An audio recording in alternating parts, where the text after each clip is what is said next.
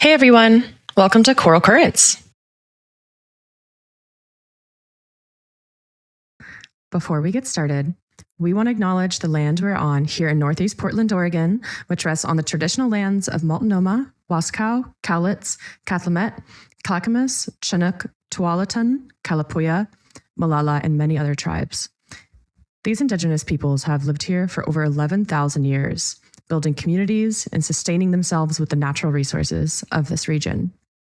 Today, Portland is home to many Native communities, and we honor their continued presence and contributions.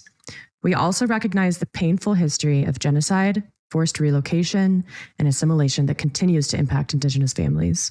As settlers on this land, we commit to respecting Indigenous people's knowledge, resilience, and leadership, and to ongoing efforts to acknowledge their rich cultural heritage. So when you think of it, corals really are one of the most special ecosystems we have on this planet. They're one of the most biodiverse. They also happen to sustain a quarter of all marine life, which is essentially then the entire population of the world's oceans, relying on just a fraction of their habitat to thrive. I mean, imagine a city where 25% of its residents rely on just a few blocks of it to survive. All of their food, wastewater, jobs, everything. How incredible is that?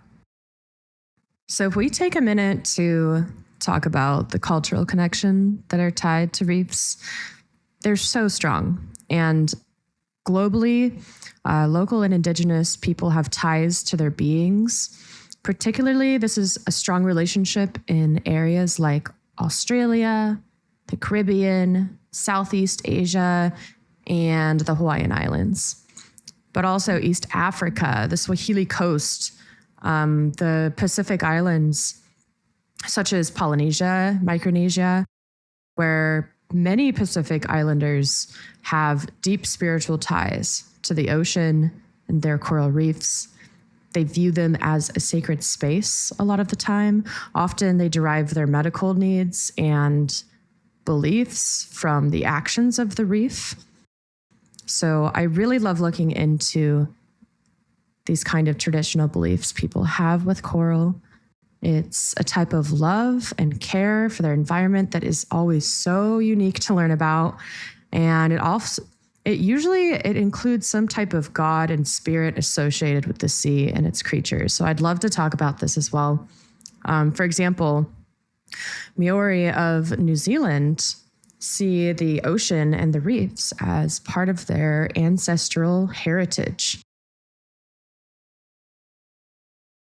These coral reef ecosystems are extremely valuable to people and businesses as well, primarily by providing a source of food through fisheries, supporting tourism industries, through diving, snorkeling, hotels.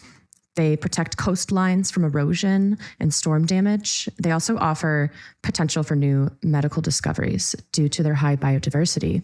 I know right now they're doing some studies on using coral or 3D printed coral structures for bone grafting because turns out their skeleton structure of corals are primarily composed of calcium carbonate, which is very closely related and resembles the porous structures of human bone.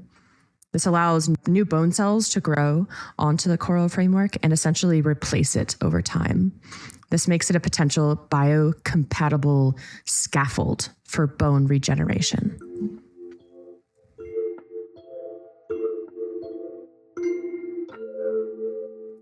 Corals build these calcium carbonate skeletons that are super sensitive to ocean acidification. It basically breaks down the rocks that they form and build off of. And this effect is driven up by climate change. So that's why it's such an important time for people like me and any ocean lovers out there to show interest in reefs and bring a well-rounded conversation to the table about their current situation.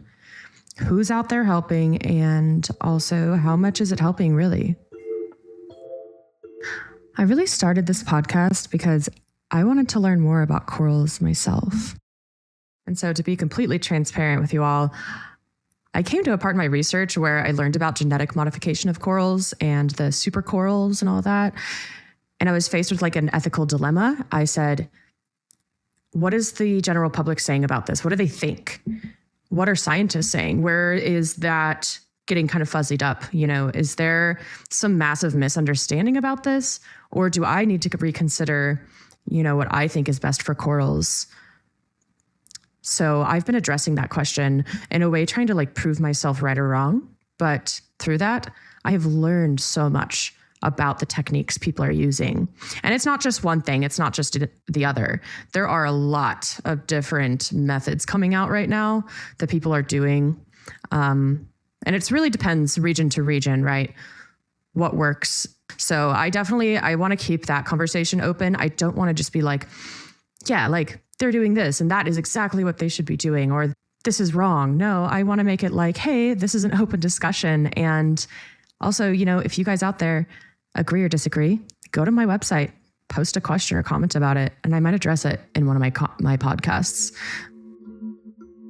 These are tough times politically, and with climate change affecting everyone, it feels like we really need to come together and make a change happen.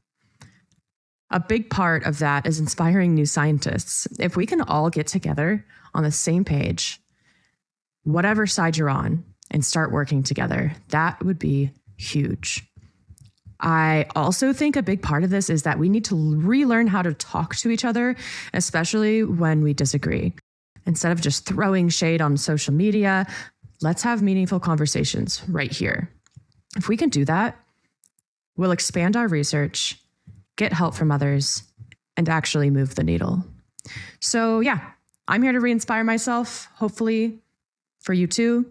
Let's take a break from all the doom and gloom around environmental issues while still recognizing the challenges that we all face.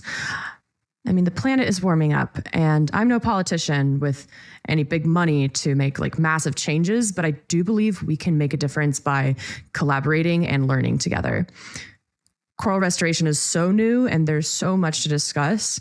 Whether you're diving into your next project or just exploring the field, this podcast is all about learning and growing together. So this podcast is for everyone, whether you're an ocean lover, curious about coral restoration, or a marine science expert looking to stay updated in the field. I'll be making a valiant effort here to take research papers, some really heavily worded ones, and kind of translating them in a sense, making them really easily digestible. The goal here is to spark action, foster discussions, and deepen appreciation for reefs through engaging and relatable conversations. One thing I'm especially focused on is addressing public opinions and political roadblocks around topics like coral-assisted evolution, hybridizing corals, thermal tolerance experiments, the relationship, that symbiotic relationship between coral and its algae, zooxanthellae.